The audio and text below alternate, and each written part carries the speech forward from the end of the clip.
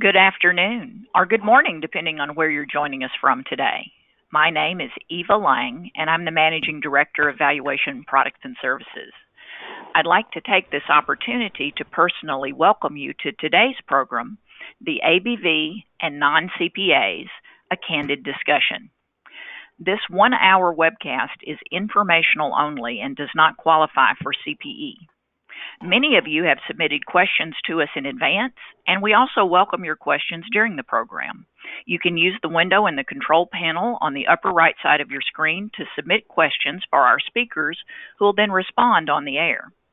The handout materials for today's webinar are available for download at valuationproducts.com/ABV. You can find this link in your control panel on the right of your screen. Now it's my pleasure to introduce our moderator for today's program, Jim Hitchner. Jim serves as the Managing Director of Financial Valuation Advisors, the CEO of Valuation Products and Services, and the President of the Financial Consulting Group. He's the Editor-in-Chief of the Financial Valuation and Litigation Expert. Jim has 38 years of experience in business valuation services. He's a former member of the AICPA BV Committee and of the Task Force on BV Standards. He's an inductee into the AICPA BV Hall of Fame and a 2-time recipient of the AICPA Volunteer of the Year Award. Jim has also co-authored and taught numerous courses and made hundreds of presentations. He's published over 100 articles and is co-author of 5 books. Now I'm going to turn our program over to Jim, who will introduce our panel and get us started. Yes, hello everybody. Good morning or good afternoon, and welcome to the Valuation Products and Services Straight Talk webinar. As Eva has said, our topic is the ABV and Non CPAs, a candid discussion. I'd like to introduce our first panelist, which is Mike Crane, is Dr. Crane, DBA, CPA, ABV, CFA, and CFA. He's a faculty member teaching at Florida Atlantic University and a director of the university's forensic accounting, senior advisor with Kaufman Rawson down in Florida, also an inductee in the AICPA BV Hall of Fame, as also AICPA BV Volunteer of the Year Award, only one time though, Mike. And he's got other awards from the AICPA. And he's the former chair of the AICPA BV Committee, member of the Examination Committee, and was a member of the AICPA Forensic and Valuation Services Executive Committee, and has been a long-time editorial advisor to the Journal of Accountancy. Next, we have Nathan DiNatale, CPA, ABV, CVA, ABAR, signing director with Clifton Larson Allen, current chair of the AICPA BV Committee, AICPA Volunteer of the Year, co-chair AICPA FVS Conference Planning Committee. That's for this year, and I think last year, right, Nathan, am I correct? 2 years in a row? Next year. Oh, okay. And former chair at the Maryland Society of CPAs FVS section. We have Bethany Hearn, CPA, ABV, CFF, who's a principal with the Forensic and Valuation Services Group of Clifton Larson Allen. 29 years in public accounting with 19 years in BV. Current chair of the AICPA ABV Credential Committee. Past chair and current member, AICPA ABV Exam Task Force, and member of the AICPA ABV CSO Content Specific Outline Task Force.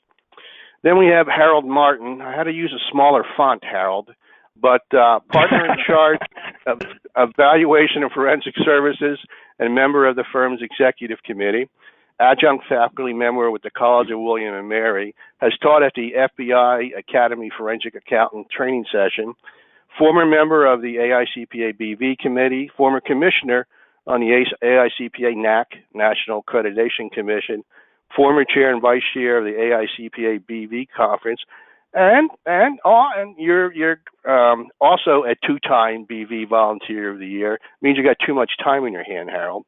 Inductee in inductee in the AICPA BV Hall of Fame. Current faculty of the AICPA Business Valuation School, also the Expert Witness Skills Workshop, and he's written extensively and speaks frequently. Now, Nathan's going to kick it off first. But let me say a few things. The reason we are doing this webinar is that there's a lot of confusion over what is going on with the AICPA change to grant non-CPAs, or a term I don't like, but I'm going to use it, other qualified professionals, OQPs, the ABV credential. Let me give a little bit of history here. On May 22nd, 2018, and all the other dates will be 2018 and follow that date, the AICPA Council approves this ABV change, allowing non-CPAs to be able to get the ABV. On June 18th, there was a CPA ABV open letter critical of this change, and that letter had 32 signatories, including 31 ABVs, 15 Hall of Famers, and 19 former members, including some chairs of the AICPA, former members of the AICPA BV committee. Lots of other people with lots of committee service to the AICPA. On July 16, the AICPA presented a webinar on the ABV changes, and that included Eva Simpson, Bethany Hearn, Tom Hilton, and Annette Stalker. On July 18, the open letter, the group that originally prepared the open letter on this webinar, I'd like to refer to them as the open letter ABV group or just open letter group. On July 18th, the ABV group that released the original open letter releases a membership poll showing very strong resistance to the change. 1,326 ABVs, that's 94% of the ABVs that responded, voted no to the change. July 19th, an official letter from the AICPA was issued in response to the open letter ABV group.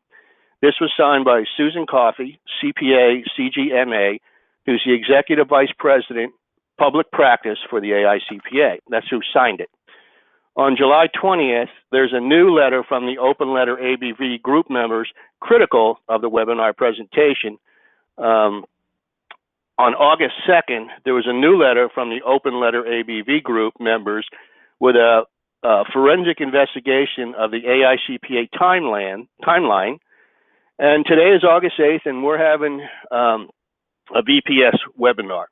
Now, as you all know, the registration process included some questions about your views of the ABV changes. The results are as follow, and this is as of 1 p.m. Eastern today. We have 578 registrants. Now, we'll probably have a lot more by now. We always get a lot in the last hour, but as of 1 o'clock, 578 registrants for this webinar, 553 people who responded to the first question, are you an ABV? Of those, 403 or 73% are ABVs, and 150 or 27% are not ABVs. So around 3/4 of the people that responded to that question are ABVs, and another quarter were not. Now, we got 505 responses to the second question. Are you in favor of the ABV change? There were 372 ABVs that said no, and that equals 92% of the ABV group. 92% of the ABV group said no. We had 133 non-ABVs. 56% of the non-ABVs said no. As of 1 p.m. Eastern Time today, we have received over 110 questions and comments.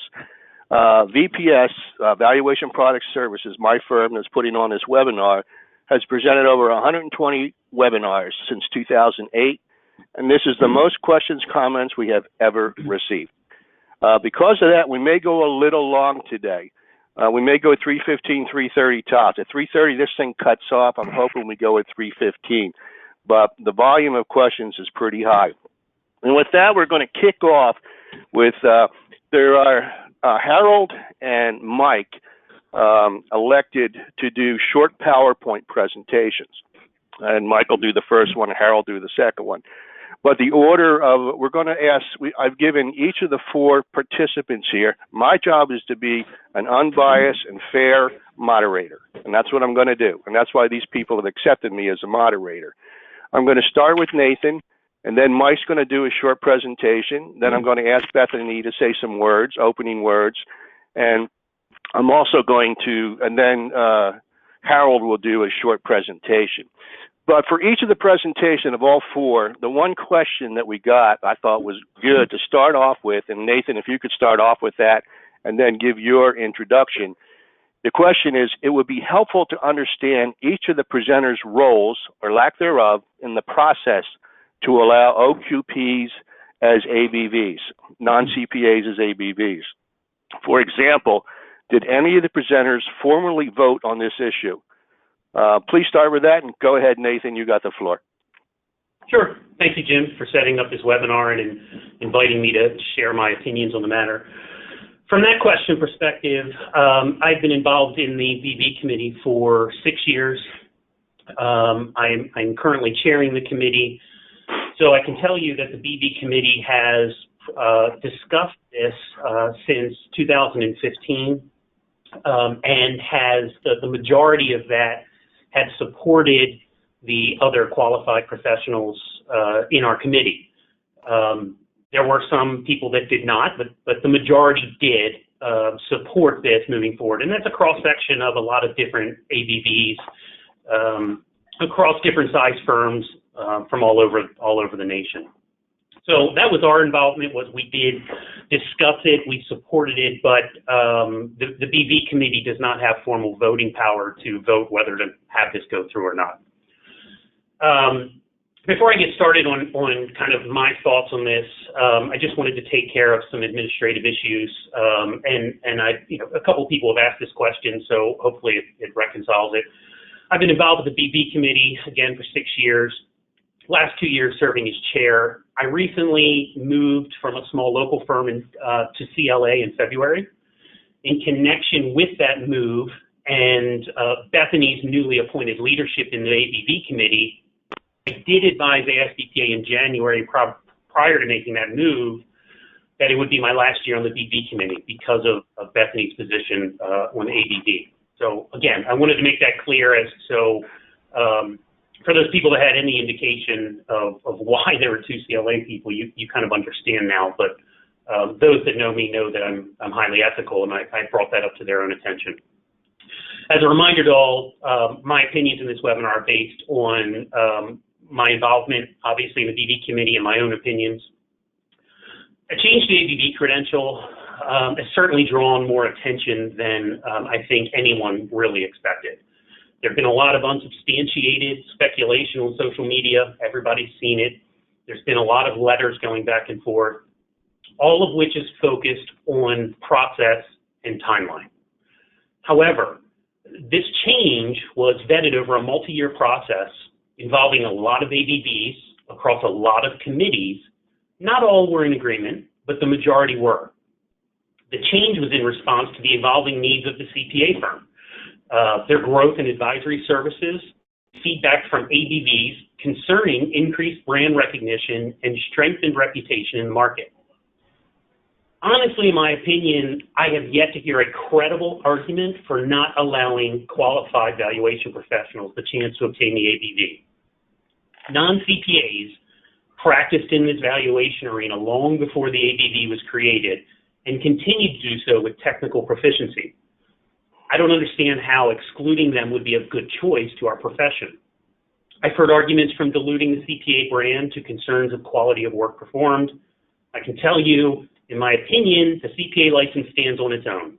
It is a state-issued license, and the reputation and professionalism of each CPA is determined by their individual experience, their drive to succeed, professional integrity, and most importantly, their own actions. So I continue to hear support for this change to keep pace with the changing profession. Again, the needs of those growing firms, the growth of the credential through addition of quality professionals.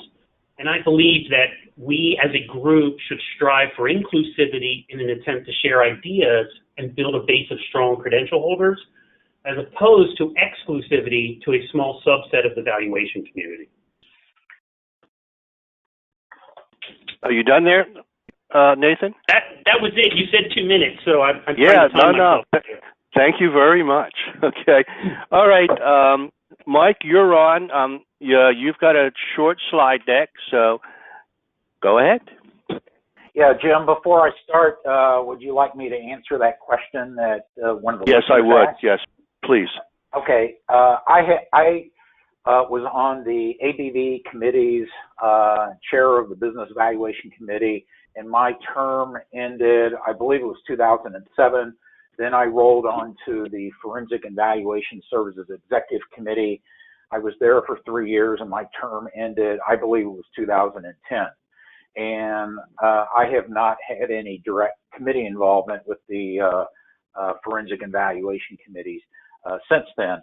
So I had no part of all of this, and I sort of represent the opposing view from yeah, I should have said, Mike, if I exchange. could interrupt, I should have said in the beginning, Mike and Harold are signatories to the open letter.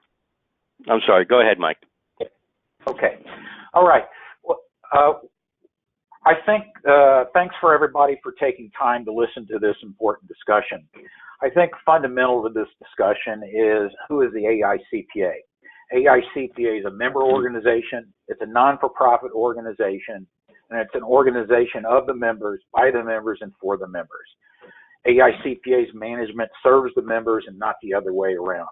A very large number of ABV members of the AICPA do not want this change, and I think AICPA needs to consider that. On the website today, the AICPA's website today says that the American Institute of CPAs is a national and professional organization for all certified public accountants. It's an organization where CPA is at the core, and that's part of the issue right here, is who does this organization represent, or should it represent, and what it says that it represents. Next slide, please. For many, many years, AICPA's had a history in recognizing the value of the CPA-ABV combination. Let's take a look at some of the things that AICPA itself has said about this combination. Next slide, please. On the AICPA's website, when I last looked a couple of months ago in June, the AICPA website said individuals holding the CPA certificate are perceived to be highly qualified, ethical, well-trained professionals within the financial services industry and overall business community. People who hold both the CPA and the ABV provide business and legal community confidence in their services that provide and a perceived advantage over competing valuation credentials. AICPA said that as recently as 2 months ago. I'm not sure what they say today. Next slide, please. Also on the AICPA website a couple of months ago, they talked about the combination of the CPA-ABV. It says that there's a distinguishing characteristic of the powerful combination of the CPA brand and the ABV credential. The website says, question, how does the ABV credential differ from other valuation credentials? Answer, the ABV, unlike other valuation credentials, is awarded only to CPAs who are members of the AICPA. Accordingly, this credential represents the highest professional standards of any valuation credential and sets the ABV credential holder apart from other valuation experts. AICPA has said this. It's been the tradition of the ABV community for 20 years, and now all of this seems to be changing. Next slide, please. This slide comes from the AICPA's website back in the days when I was chair of the Business Valuation Committee. It talked about the distinctive mark of excellence from the ABV CPA combination. It talked about the main principles in providing business valuation practice of value, trust, credibility, combined with integrity and objectivity. The latter items here that you see at the bottom are all core ethics of the CPA. Next slide, please. The ABV change is a seismic shift. It's a very important change, and it's not to be one taken lightly. Quite frankly, this was all done in secret without the knowledge of rank and file ABVs prior to the May 22 council vote. Before the vote, an AICPA staff member told a member of the AICPA's ABV Credential Committee that he could not tell the California Society of CPAs Valuation Forensics section about the upcoming vote. This was done deliberately before the vote, without getting the input from ABV stakeholders. Secrecy and acting against the will of a large proportion of affected shareholders is just plain wrong. Let's look at the last slide. This is what the council members heard just prior to their vote. They heard it from Nathan D. Natali, who's on our panel, who we just heard from as chair of the Business Valuation Committee. In his presentation, he made the following statement, open quote, "We have the support for this change from the ABV Credential Committee, the Business Valuation Committee, the Forensic and Valuation Services Executive Committee, the National Accreditation Commission. Each of these committees has representation from sole practitioners to large international firms, and they tell us this change is necessary."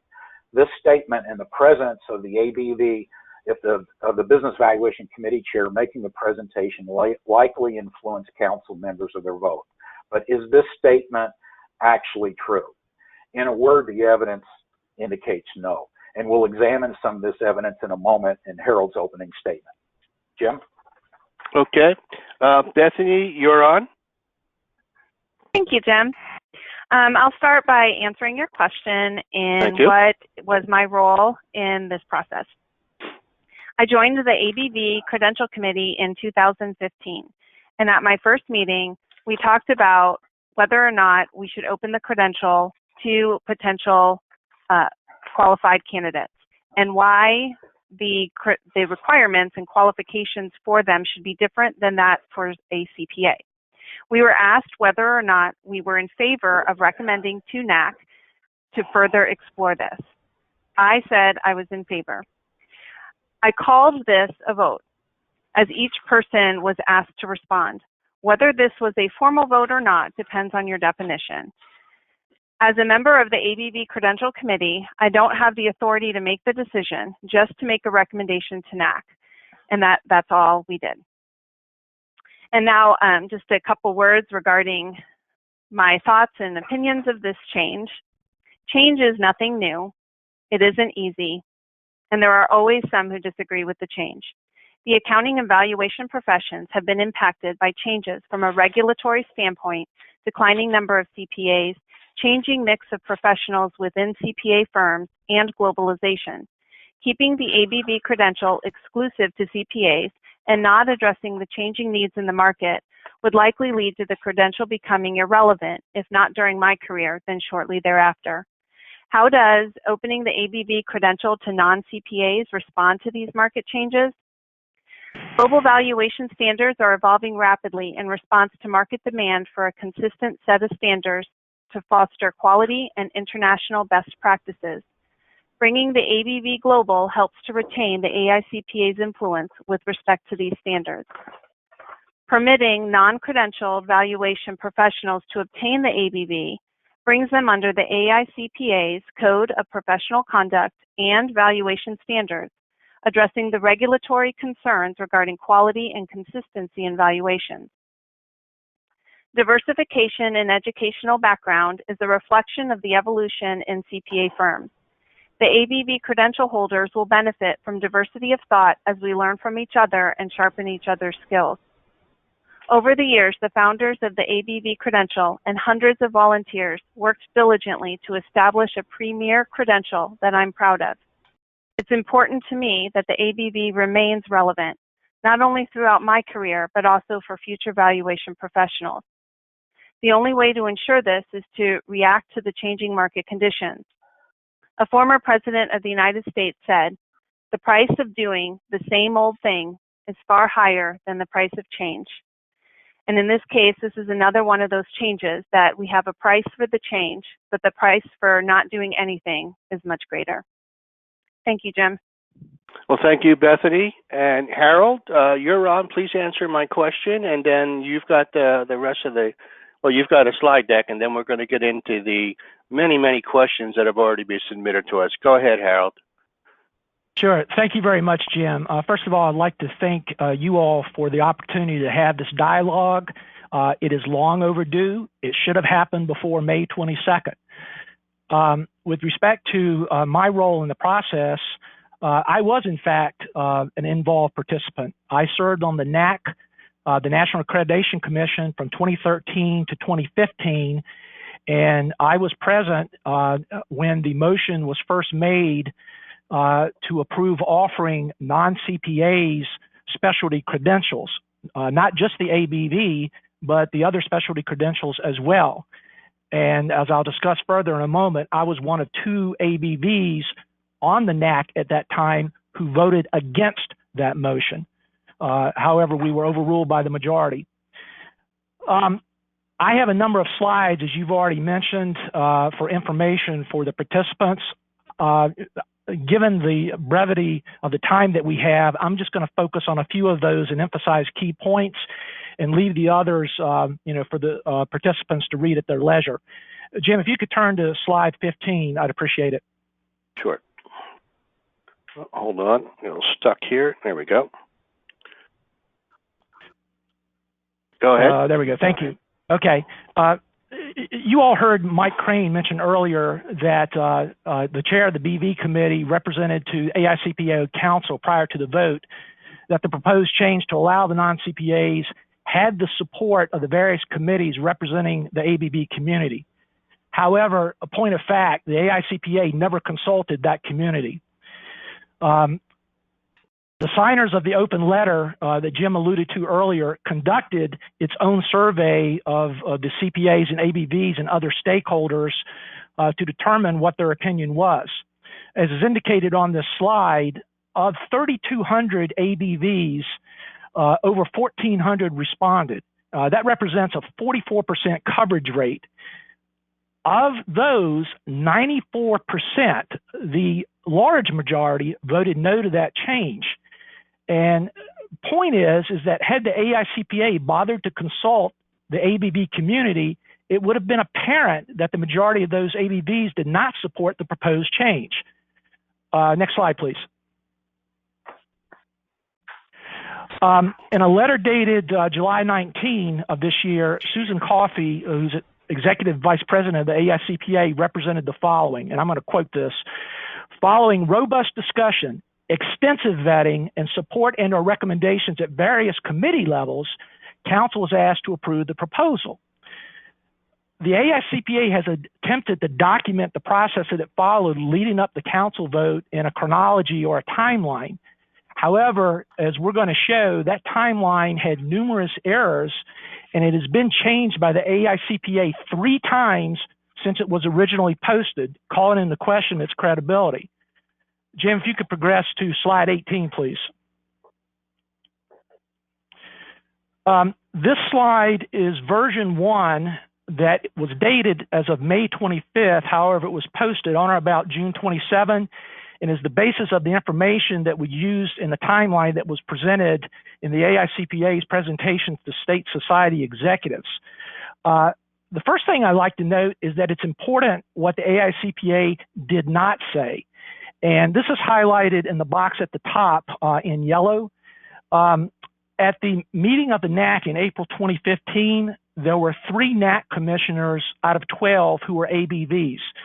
Of those 3, 2 voted no against the proposed motion to grant non-CPAs access to the specialty credentials. In addition, the ABV Credential Committee Chair was also present as a guest and cautioned the NAC at that time about the potential adverse effect of that change on the ABV and the fact that it would create market confusion. Another thing I'd like to note is that in the lower right-hand corner, as is indicated in that box, and is highlighted in the middle, July 2015, ABV Credential Committee votes in favor of expanding eligibility for other qualified professionals. Point of fact, the ABV Credential Committee never voted on that issue. Instead, it conducted a straw poll simply to explore expanding eligibility, and a majority did agree to that. But in addition, they also requested additional information and input from the ABV community before making a final decision, which was not done. If you could advance to slide 20, please.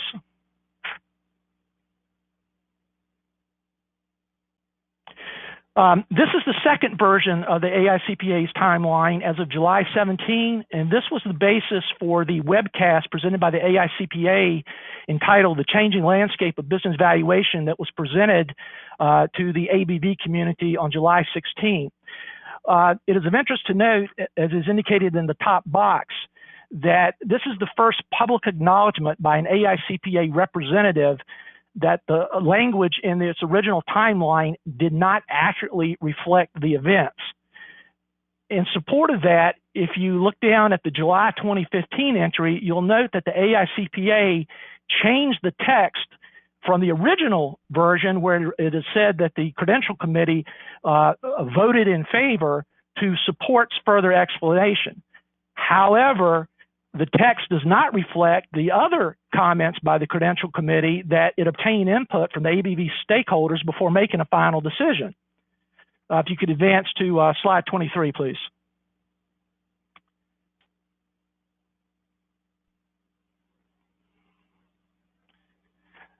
This is the third version that was posted July 18, and it is, to the best of my knowledge, the current version presented on the AICPA's webpage.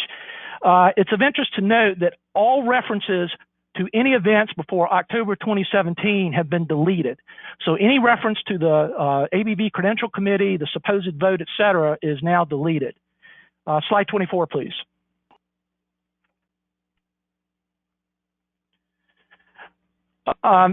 This slide summarizes the AICPA's comments on its process to obtain council approval.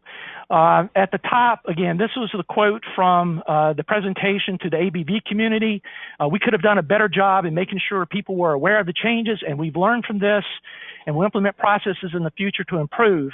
Essentially, a similar message was in Ms. Coffey's communication to ABVs that was mailed on July 18. The issue is that the AICPA's position appears to be that despite the flawed process, the misleading representations to council regarding the support of the community, the matter's been decided. And oh, by the way, we promise to do a better job next time. Trust us. Next slide, please. Given the AICPA's public acknowledgement that the process was flawed and that its timeline, which supposedly documented the process leading up to the council vote, included errors, as well as the misrepresentations to council, the signers of the open letter are proposing the following: that AICPA management suspend the change to the ABV criteria, that it modify its process of approving any changes to that criteria by seeking input from all the stakeholders, including the current CPA ABVs, and then have council revote after they had the benefit of the information to make an informed decision. And finally, if after reconsideration of that information, AICPA still elects to issue a valuation certification to non-CPAs, that it create a second credential for those non-CPAs, separate and distinct from the ABV held by CPAs. Thank you. Okay, Nathan, do you, or Bethany, do you have any comments based on what Mike and Harold have presented here? Sure. Go ahead. I mean, I can tell you that I've personally been involved. I don't believe Harold nor Mike were involved subsequent to 2015. They're essentially regurgitating some information that was provided to them, which is fine.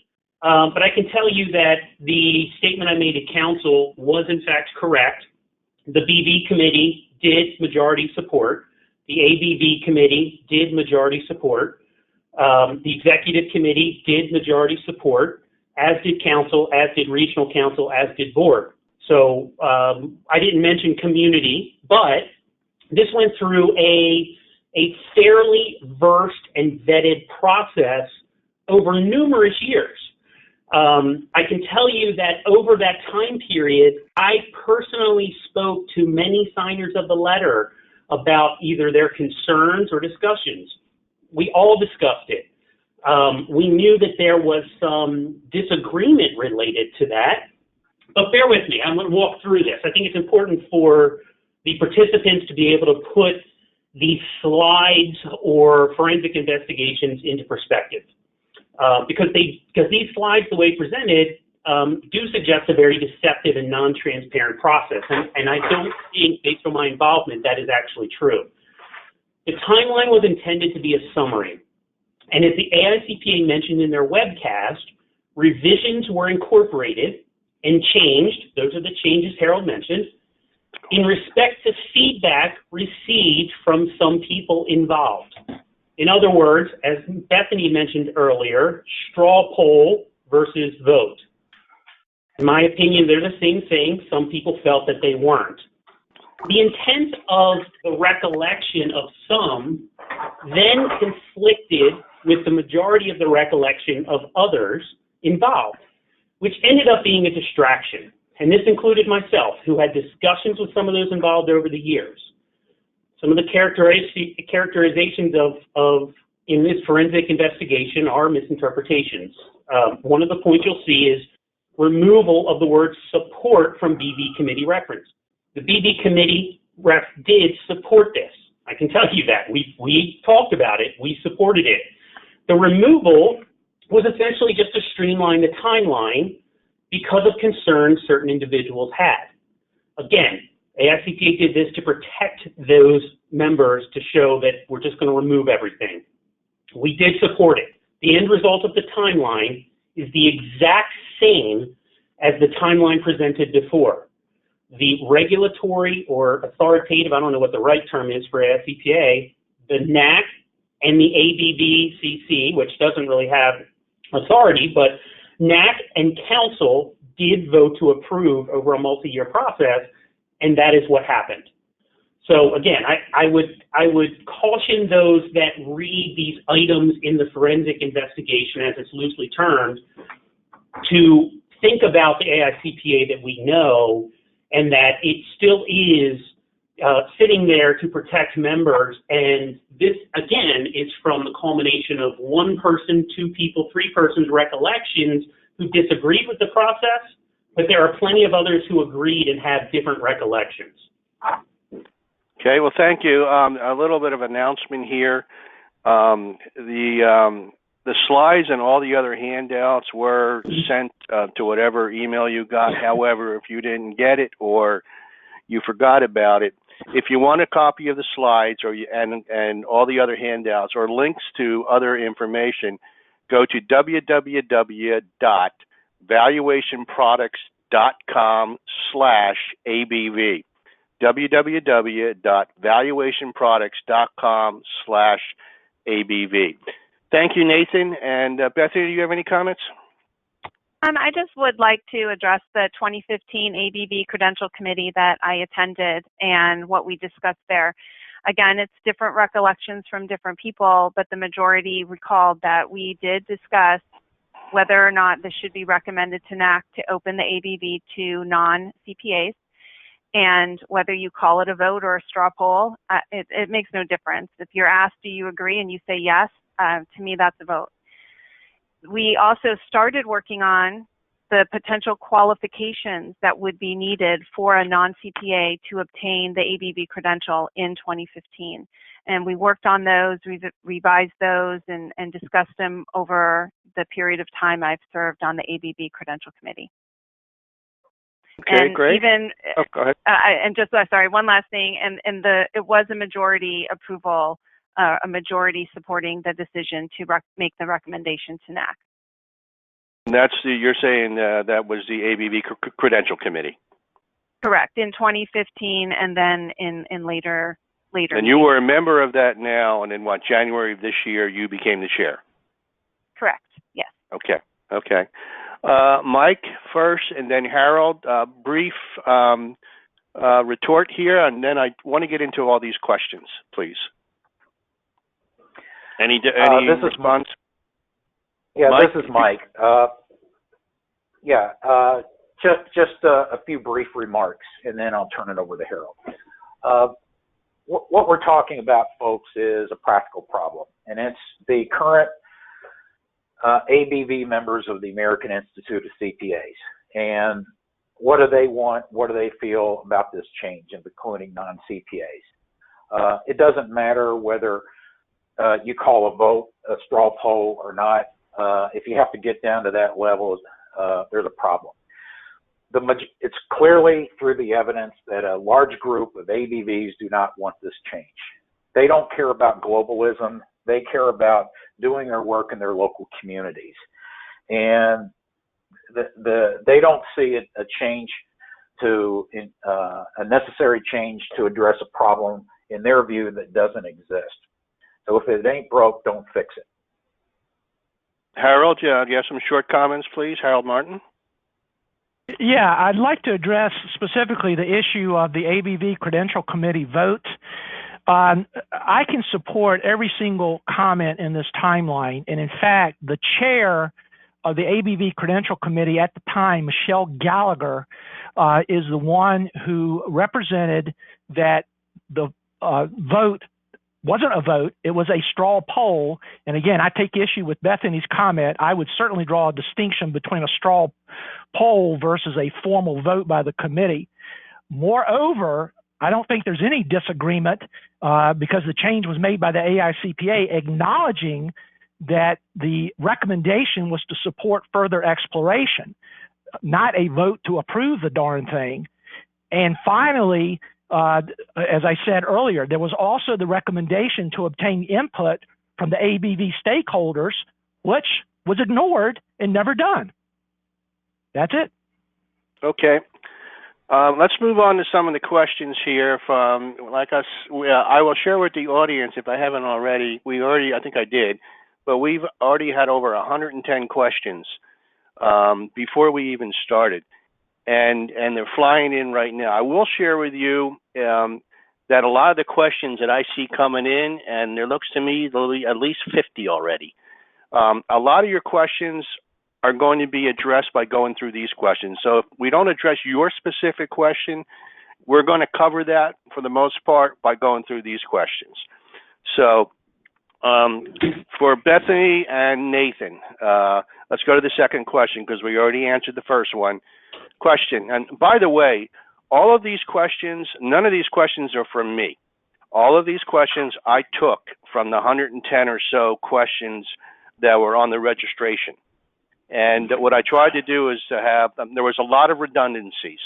So what I try to do is remove as much of the redundancies I can and also be fair and balanced in terms of the number of questions and comments in favor of the changes and those against the changes. With that set up, who do Mr. DiNatale and Ms. Hearn consider to be their constituents? The community of CPA ABVs, AICPA management and staff, or someone else? Bethany, I'll let you go first, then Nathan, please. Sure. I wasn't exactly sure what this constituents really is referring to, as I'm not an elected official representing any specific group. As part of the ABV Credential Committee, my objective is to develop and maintain the qualification requirements and exam for applicants, to serve as a technical advisor for educational offerings, to support both the pathway and credential holders' expertise, and to maintain initiatives to recruit and retain credential holders and promote growth and demand for valuation services. So from that aspect, I'm not sure if that answers that question, but that's my role. Bethany, let me if I may, let me change the question to, sure. Who do you believe the AICPA thinks their constituents are? I understand that you're dealing with only from your group's perspective, and I appreciate that, and thank you.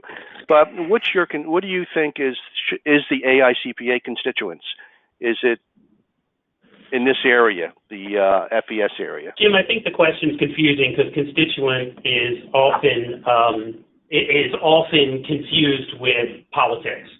And so I think that's the issue here. It's that to read through the question, the person that asked the question, I suspect, and I don't know who it is, I suspect it wants to know that who the AICPA, does the AICPA serve its members or the members serve the AICPA? I would point them in the direction of the AICPA's mission, powering the success of global business, CPAs, CGMAs, and specialty credentials by providing the most relevant knowledge, resources, and advocacy, and protecting the evolving public interest. I would say that mission statement summarizes that question. Okay. Let's go on to the next question. Wait a minute. I guess Harold or Mike. By the way, we can't have 4 answers to every question, or we'll never get through the second set of questions. Go ahead, Harold. I'd like to comment on this one because I'm the one who posed the question. Oh, okay. The issue was, I'm a registrant too. The issue was, who does Mr. DiNatale and Ms. Hearn consider them to be representing? And the reason that's important is the council certainly perceived Mr. DiNatale to be a representative of the BV community. And in fact, we actually had a council member tell us, and I quote, "Additionally, when we are given information that came from 4 committees made up of ABVs and a presentation by Nathan DiNatale, the chair of the Business Valuation Committee, voicing their approval of this action, it seemed to carry some weight." The perception of the council was that represented the ABV community when in fact it did not, as represented by our survey results. Yeah, Harold, I think that's a good point. But again, we all know the perception is not reality, and the statement was not made based on the community, but rather it was based on a culmination of what the committees did, and that was a factual statement that the committees represented that. The individual that asked that question, if he was in fact an ABV and was in attendance, had ample opportunity to stand up and actually say, "I disagree," or let me ask some more questions, and somebody could address those issues, but felt that it was not in his ability to do so. And I've heard that multiple times, that people that opposed this felt like they just couldn't say no. So that's been a problem from people. Unfortunately, we've all known about this since 2015, yourself included. A lot of other signers knew about this through dissemination of information. And while there was disagreement consistently by those people, it would have been better to hear that up front through a formal action as opposed to once it was done. Yeah, but Nathan, there was no formal dialogue between the group, and you know that well enough. And also, those of us who served in those committees were precluded from discussing it openly with the membership by virtue of the non-disclosure agreement that all volunteers are held accountable to. But it still was discussed. So that's a problem, is that it still was discussed by some chairs and some members of committees across many different portals to discuss this. So I get it. It wasn't opened up for an ABV. That's not, again, I think AICPA addressed that on the webinar. They said there could have been better communication. I don't control communication. I just control what my committee said, and they majority approved it based on what's on their status. They've heard all of the conflicts for and against and decided that it was beneficial for the valuation profession and the AICPA. All right, guys, we're going to move on. Next question. What did the AICPA consider prior to making this monumental change? Did they consider the needs of users, the membership, and the ABV credential holders? There's a lot of questions about why weren't the rank and file, why wasn't there a poll, or why wasn't there a survey or anything concerning the rank and file? Bethany or Nathan, I'll leave it up to you to attempt to answer that question. I would simply, I mean, I don't know the answer to that, a rank and file. That's just not how the process is run. As we all know, companies have boards make decisions, and those decisions are supposed to be in the best interest of the people. I know people have said this in the past. I know people have been slammed for saying this in the past, but I'll reiterate it. You know, I am an impartial person here. In this, I just happen to think differently and understand that this would be beneficial. That's my interpretation. You can clearly hear the emotion when discussing this as those opposed, which is not a problem to disagree. I am not in any way disrespecting people that disagree with this, but the emotion is running rampant here. And this actually will benefit moving forward. And that's what the committees considered when they went through this process. But it is a process. The AICPA has a process in place. So I just don't think it's worth rehashing the process when the process is over. And the AICPA has admittedly said there should have been more communication. I think we need to focus on why is this bad? Why is this good? And let's move along to pretty much understand how this will benefit or affect current ABV holders. Well, that leads into the second question. Mike or Harold, how can the AICPA realistically claim that this change is in the best interest of current CPA ABVs? I've heard a lot about, and I understand the viewpoint of the globalization and the desire to help out firms that hire non-CPAs that do BV work. I understand that. Whether I agree with it or not doesn't matter. I understand it, all right? But let's focus on the current group of CPA ABVs. Mike, you haven't said much. What do you think this change does to the current group? And let's forget about right now. I don't want to forget about it for the rest of the questions, but forget about right now the globalization and so on. Let's deal with the current CPA ABVs. Mike, what do you think this? Do you think this changed in the best interest of the 3,200 ABVs we have? In a word, no. I don't think it helps them, and it probably hurts them in terms of branding. Let me explain. Based upon my experience and knowledge, the typical ABV is a practicing CPA, practicing in public accounting. It does not work for one of the big four or the second-tier firms, but they go out and do their work in their local community. It could be for litigation, maybe tax valuation, maybe occasionally fair value, that sort of thing. They're following SSVS, the AICPA's valuation standard, and they're getting along, and I don't think that they consider opening it up to non-CPAs helps them one bit. In fact, I think they probably feel that it hurts them because it's hurting the brand that's been built up over 20 years. And I've been part of building that brand up over 20 years, and that's what some of those slides in my presentation show, that the branding was important and that this action, this change is taking a part of that brand that's built up over those 20 years. I don't think it helps the typical ABV at all. Bethany, any response to that? Since you were involved in and are currently involved in helping the AICPA with all the stuff to help non-CPAs become ABVs. So, but let's focus again on the current group, the whatever number that is. Do you think this changes helps them? I believe it helps them in regards to primarily two areas. One is it helps to grow the number of ABVs to further increase the awareness and recognition of the ABV in the marketplace.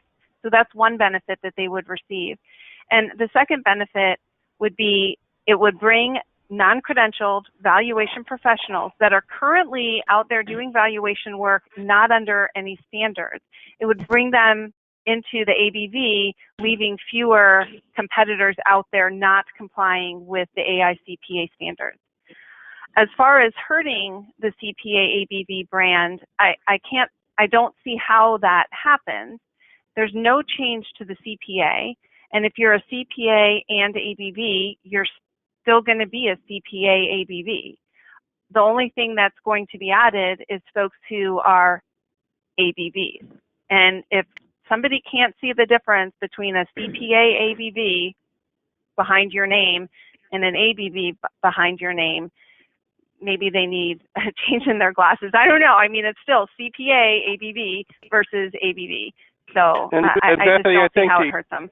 Bethany, I think the audience would like to know. I mean, I always, most of the people I see use CPA/ABV/CFF, okay, and or if you're not a CFF, CPA ABV.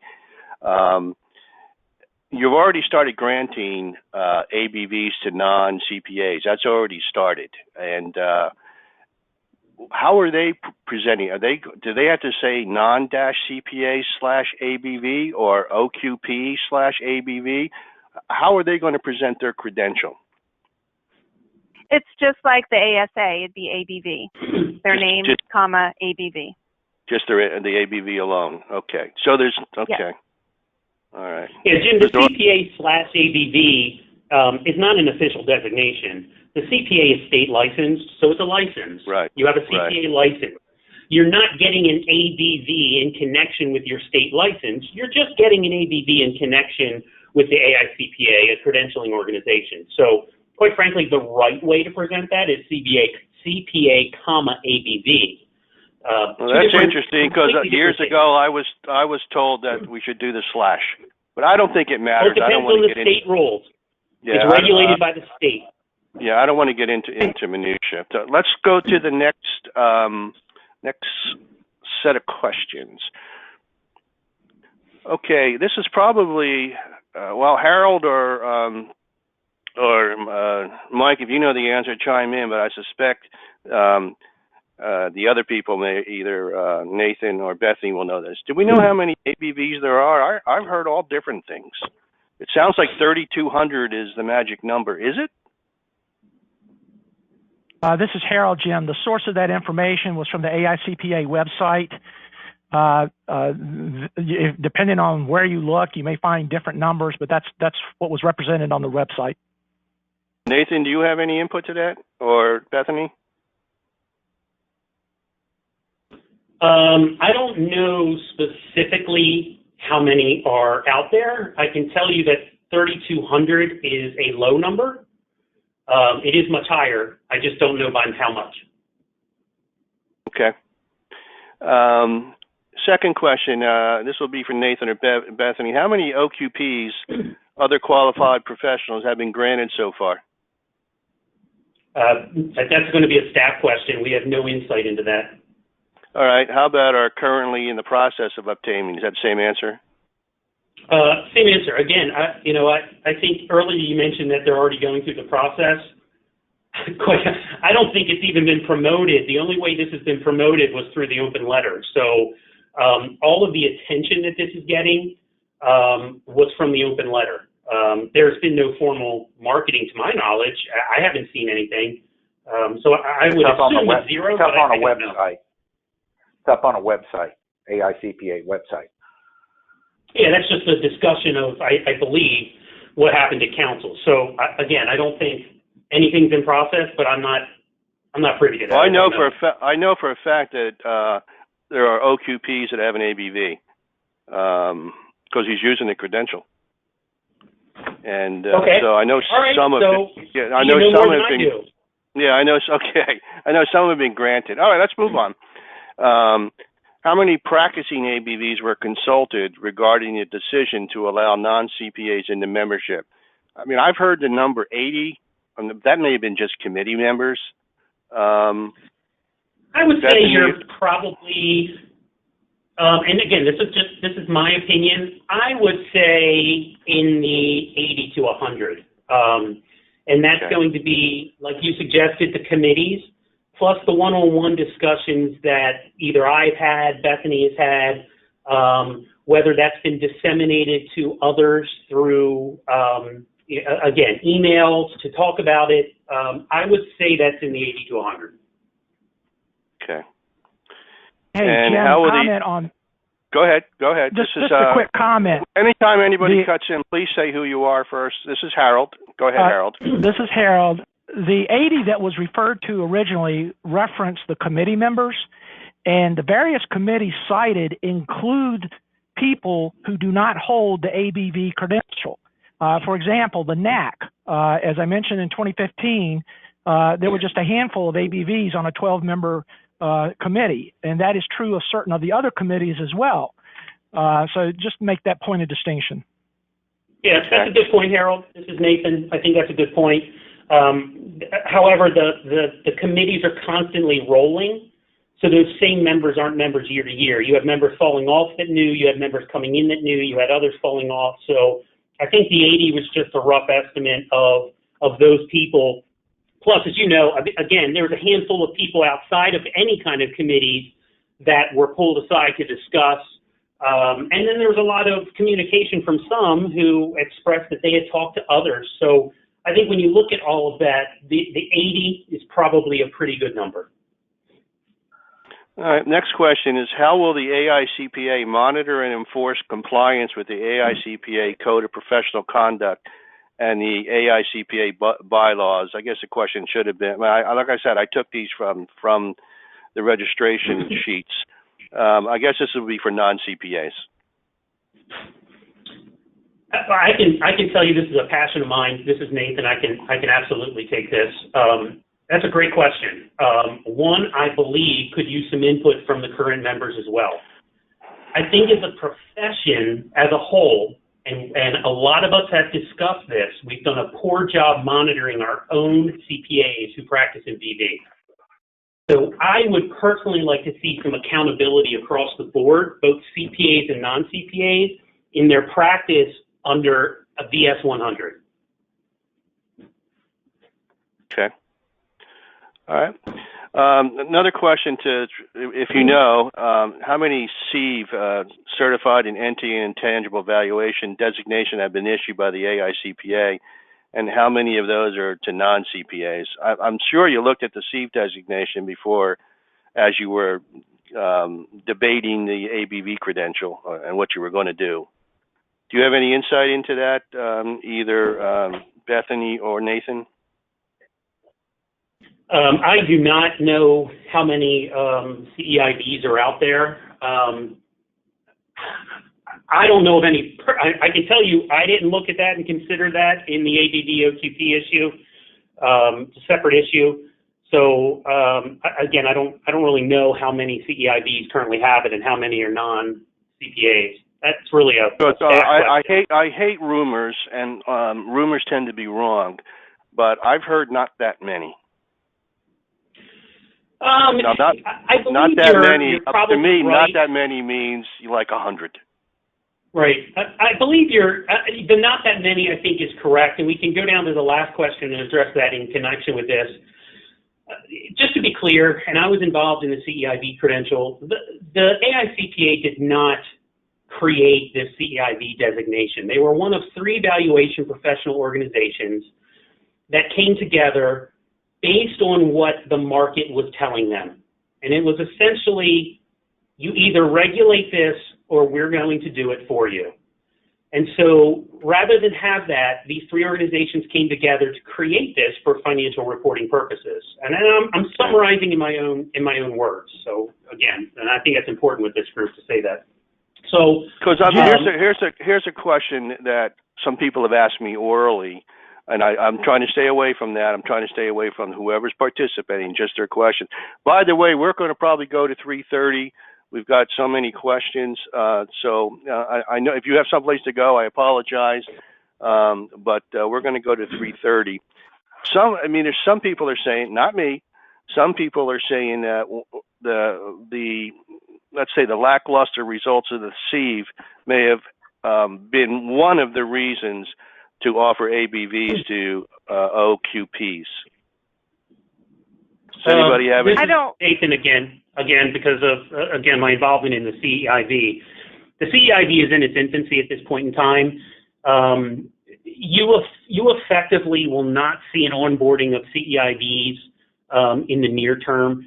It is now building, whereas if you are doing fair value reporting, and I know a lot of ABVs may not do that, but if you're doing fair value reporting, there will be some requirement to follow that framework because it serves, again, the public interest and the financial reports in that public interest. So it is still moving. It's in its infancy, but all of the organizations are growing that. And again, if I can interrupt, Nathan, I watched your presentation to the council, and the one slide that really meant something to me is you showed basically you were talking about RICS and the ASA.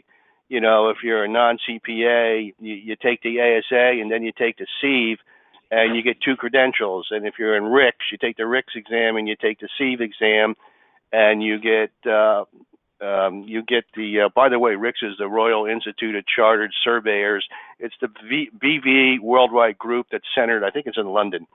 But you mentioned that you take 2 tests, you get 2 designations. However, for AICPA, if you're a non CPA and don't have any other designation and there's no grandfathering, you got to take the ABV exam, take the CV exam, and you only get one credential.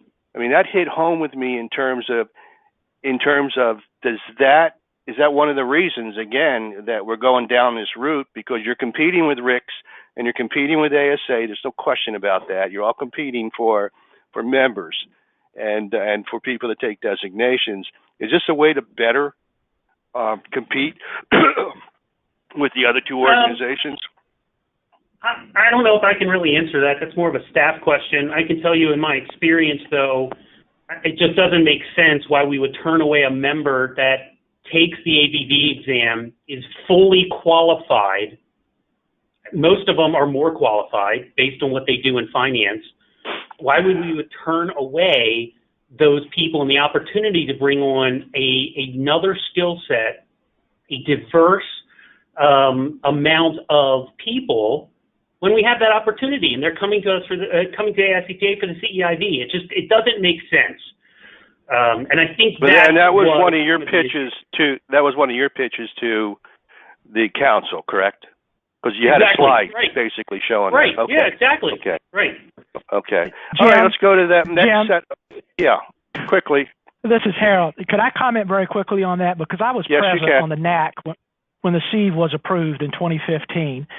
As you indicated earlier, and Nathan commented on it, the CEIV was originally pitched to the NAC because we were told by AICPA staff that if the AICPA did not act in concert with the other professional appraisal organizations, the SEC and the PCAOB were going to step in and develop their own credential and provide regulatory oversight, and nobody wanted that.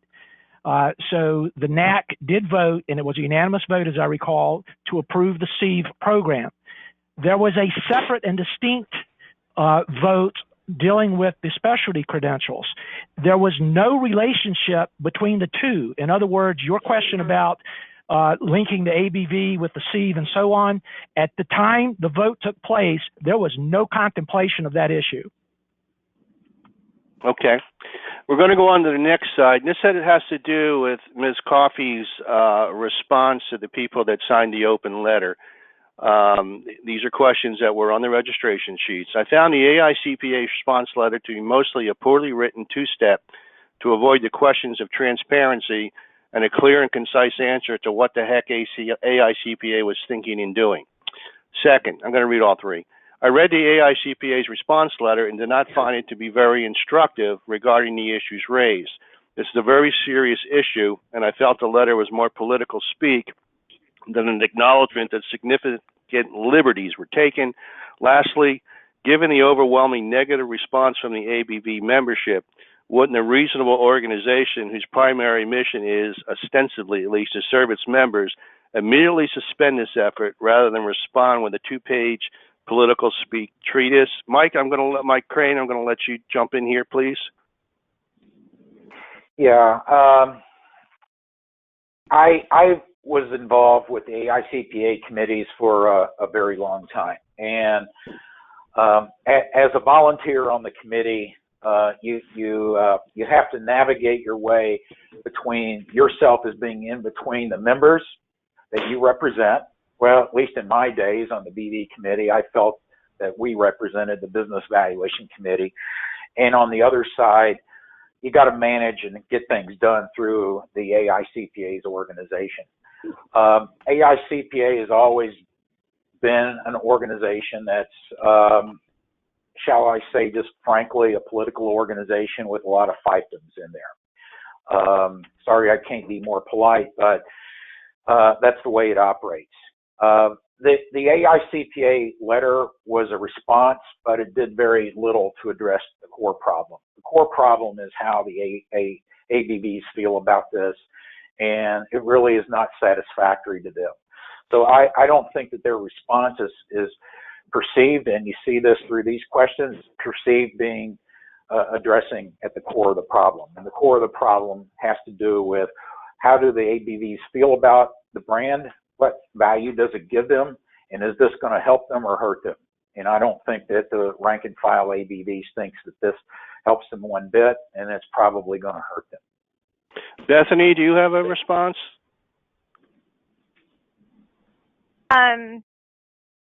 I think from the perspective of the, whether it hurts ABVs or not, I think that the communication that has been out on social media has done more harm than anything the AICPA ever could have done to our profession and to the respect of the ABV credential. And I do know there are many ABV holders who do not want to speak up, who do not want their voice heard because of, the minute you do, you're opening the door to comments and negative comments that really we need to move beyond the attacks. Okay, well, so I agree that some of the. Go ahead. Who's next? Yeah, Jim. This is Mike. I just want to make one statement here.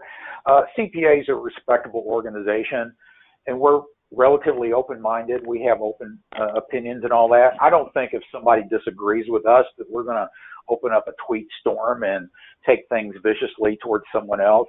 So I don't think that there's a justified concern about not speaking up to another CPA. Unfortunately, on LinkedIn and other social media, 2 or 3 people can ruin things. I mean, some of the posts, I agree with Bethany, some of the posts, I just thought they were poorly worded and I didn't agree with, but there were a lot of posts opposed to it that I thought were well done. Unfortunately, you may have had 2 or 3 that are out of bounds. Let me just take 30 seconds here. I've seen a lot of letters. I've been included in a lot of letters as part of the BV committee. I've received a lot of emails from people I respect, from people that I felt were friends that I still consider to be friends. I've received, "You sold us out. I'm sorely disappointed in you. The ABV is viewed as an aluminum fishing boat.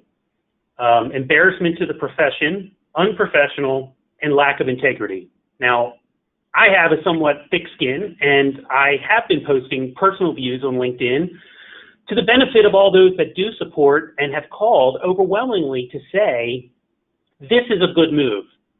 And despite those, when conversations have been held with those that purely resist and disagree with this change and process, they roll over and say, you're right, this is where we need to head. But I don't like the process. I solely agree with that. I think the AICPA addressed that. But again, moving beyond what had happened in the process isn't going to help us move forward into how it will benefit. So again, I respect Mike's opinions on that, but I've been getting emails and I've seen a lot of people saying a lot of bad things about other people, and it's just for a CPA profession that's based on integrity, ethics, there's just no place for that. Okay. Let's go on to the next set of questions. Some of these are comments. The CPA will always distinguish professionals, but just as with any credential, there are good and bad. A credential or lack thereof does not define us, rather we define ourselves. I think that one's self-explaining. Does anybody on this call know who initially introduced this idea for this change? I can share with you that... Where's ground zero? Jim, this is Harold.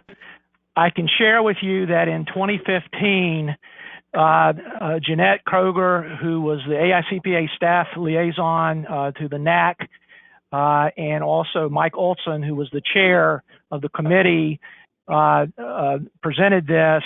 The current chair of the NAC is the one who proposed the motion that was ultimately approved by a majority vote.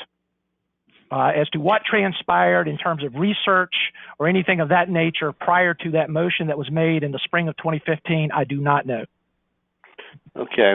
And the AICPA doesn't do anything without a forecast of some sort. Does anyone on well, I doubt that Mike and Harold have seen anything. Bethany or Nathan, have you seen any forecasts, particularly 2019 and maybe 2020? How many non-CPAs they think they're going to get? and how much they're going to spend to promote it? This is Bethany, and I haven't seen. Sorry. No, go ahead, Bethany. I haven't seen anything regarding that at this time. Okay. Yeah, but you don't deny that it could exist. I'm just not aware of it, and I haven't seen it from the ABV Credential Committee standpoint. Okay. Okay. Yeah, I haven't seen that either, Jim. I can tell you it hasn't been discussed in committees.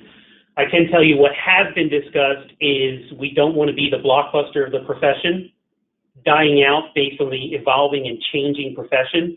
I think the numbers are irrelevant. I've never heard anything about numbers and what members would be. But I can tell you, falling behind the eight ball on a changing profession when more and more firms are providing advisory services as opposed to audit and tax, there's going to be a swift change. And if we want to stay at the forefront, being CPAs, we need to do things like this. Okay.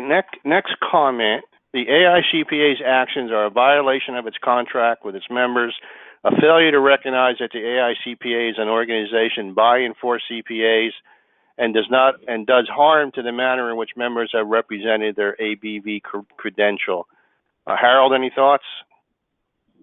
Well, this goes back to that question I posed at the outset, which is, who is the constituency of the AICPA? Who does it represent? My personal opinion is that it is the American Institute of Certified Public Accountants, and should represent certified public accountants, period. Okay. Let's go on to the next question. I support the AICPA decision to extend the ABV to qualified professionals. The ABV should not be a credential for CPAs in the North America Club. AICPA is a global leader, and we should act like it. Bethany, is that your philosophy too? Pretty much, yes. Okay. Next question. There should be a third option for those who may still be undecided about whether to open up the ABV. There are some that may be willing to agree with the AICPA's plan, provided safeguards are maintained to not cheapen the designation. Nathan, does the AICPA have any plans to provide safeguards and maintain that the CPA ABV is not cheapened? Again, I think we've addressed this multiple times. The CPA can only be cheapened by the actions of the individual and their personal work.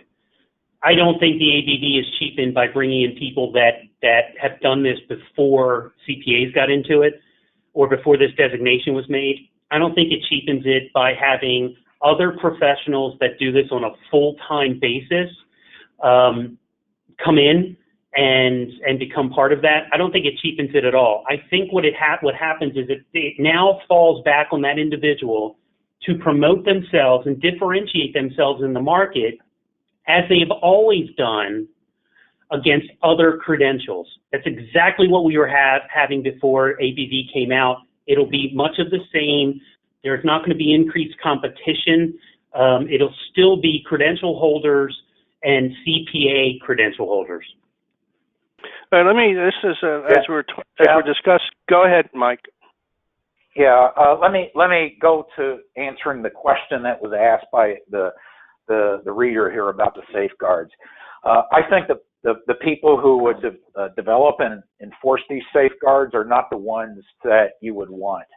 The ones who would develop and enforce the safeguards are the ones who want to admit non-CPAs to get the higher number of ABVs into the group. Ideally, this is not the way that AICPA is structured. Ideally, you'd have an independent board to look over and set the criteria, and this board would oversee the people who were looking at basically the safeguards and enforceabilities. But there's no independent board in that position, and I don't think that the AICPA has had that, at least for most of their positions, except maybe the trial board at a very, very high level. The people who would develop and enforce the safeguards are the ones who are basically behind this change, I think. That's my view. Bethany, you being on the ABV Credential Committee, if you go out and get your ABV and your non CPA, and you don't work for a CPA, and you don't, and you may work for someone with a different designation or no designation, probably a different designation. Is that a problem? That someone that has to follow CPA rules of conduct and SSVS, of course, because you say, I know they have to take a test and other things in that regard, and I think there's an online course for it. But is it okay for a non-CPA ABV to be supervised by a non-CPA? And that'll crush up about 2 or 3 questions into one. I don't see. I'm not aware of that being an issue. An ABV credential holder is required to follow the AICPA's Code of Professional Conduct, whether they work for an ABV or an ASA or some other designation or some other person. They're still required to follow the Code of Professional Conduct. They're still required to follow VS Section 100, and regardless of who they work for. Okay. Let's move on. Permitting non-CPAs to become an ABV will dilute and diminish the CPA credential. Harold, why do you think that? Well, number one, Harold, I don't know if you agree with it or not. I don't know who wrote this. I don't get into that. But how do you feel? Do you agree with this statement? If so, why? And if you don't agree with it, if so, why? First of all, I did not write this one. However, I happen to agree with it. If you look at the way the ABV was developed and the way it was marketed over the past 20 years, it was marketed as a valuation credential, a specialty credential held by certified public accountants. That's how it's been branded. That's how it's been marketed. And I think it is perceived by the public now that they recognize it as one of the premier valuation brands in the marketplace. And a lot of that has to do with the fact that the ABV is held by the certified public accountant, which is, I think everyone on this panel knows, is one of the most trusted brands in the market. And with this change that has recently been voted on, my concern is that brand is going to be diluted. We talked earlier about the fact that an individual can hold themselves out as an ABV and there's no CPA behind their name. However, they're going to hold themselves out as associate members of the American Institute of Certified Public Accountants, and the public is not going to know the difference. There's going to be market confusion. It's a big concern. Okay. We're going to do some closing discussions here. Go ahead. Let's go in the order that we started. Nathan, I'll let you go first. Sure. You got a couple of minutes to make some closing statements. Yeah, sure. I think everyone's provided some very good discussion points. I think that to just kind of move off of Harold's last point, which again is a legitimate concern, I would add that there has been confusion in the marketplace for a long time. And Jim, I personally said this to you. Those that believe the ABV is a premier credential but still hold another credential because they don't want to let it go, I really don't understand that. The credential is a credential is a credential. What makes it great is you. And a lot of people continue to say that, those in disagreement and those in agreement. This is all based on the service we provide, the reports we do, the valuation experience we have.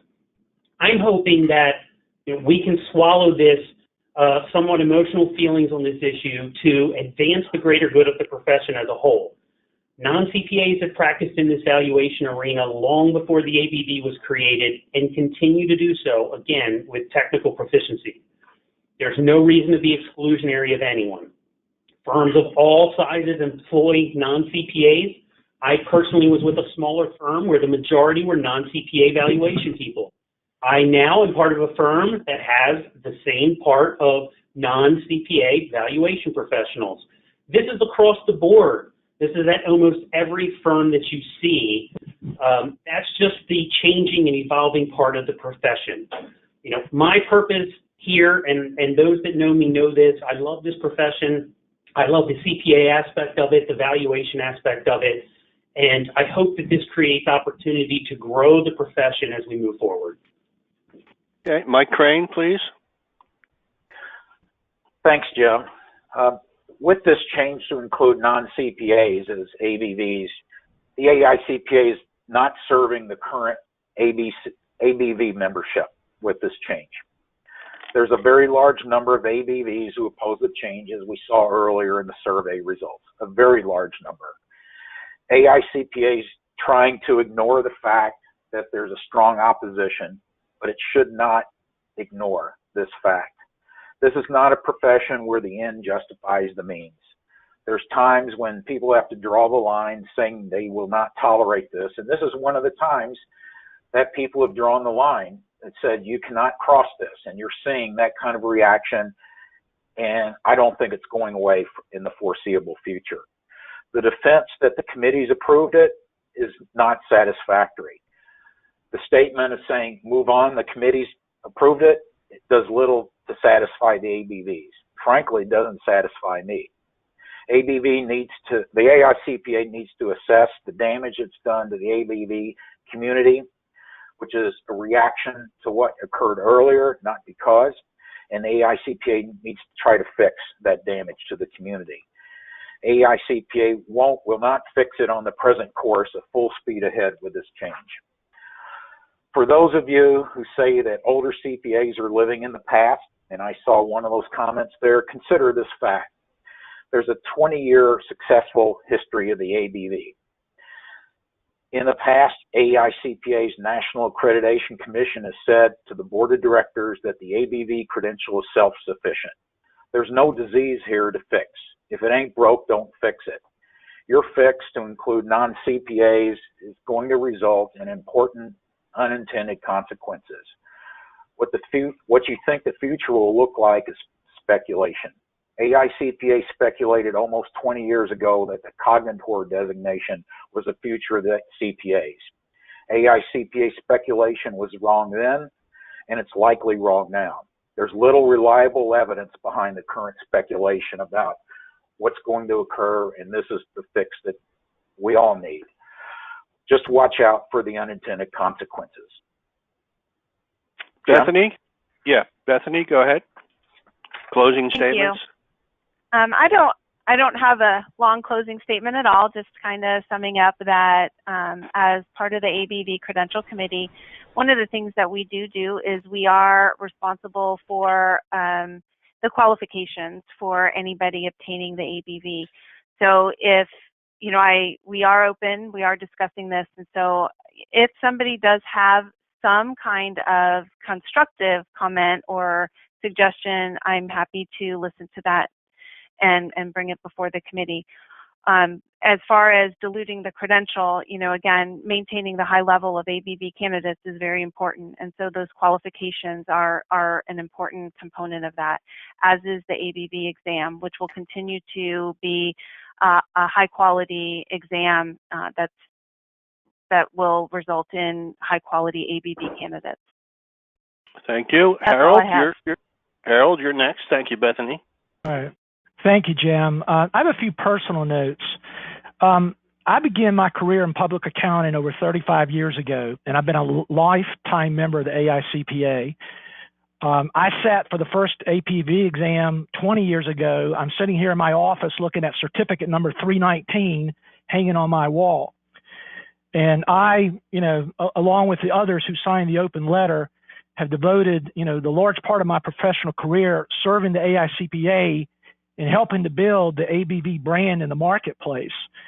And all of us consider, you know, these efforts as our legacy to the profession. You know, for those of the CPAs who are specializing in business valuation.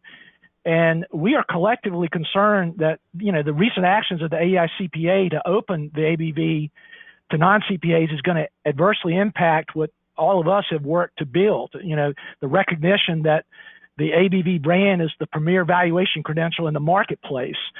That credential was created by CPAs for CPAs. Its value is derived from the public trust in the CPA and what that represents. And if that decision is allowed to stand, we're concerned that it's going to devalue the public trust in the brand and ultimately adversely affect the credential. The AICPA, as I stated earlier, has acknowledged that the process of approving what was changed was flawed. They've admitted that their timeline documenting that process included errors, and they made misleading representations to council regarding the support of the ABV community. And despite all that, the APC would have you believe that none of that matters. In other words, the end justifies the means. Let's move